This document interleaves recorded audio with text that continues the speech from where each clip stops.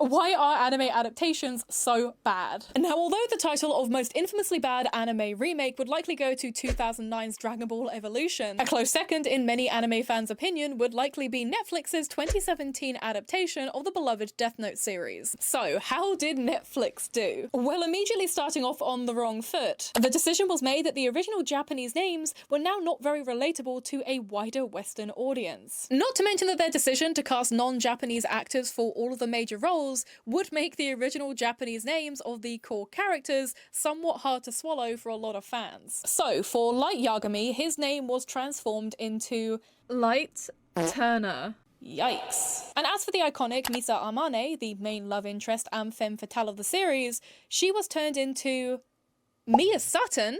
Mia Sutton? Really, yeah, Mia Sutton. Okay.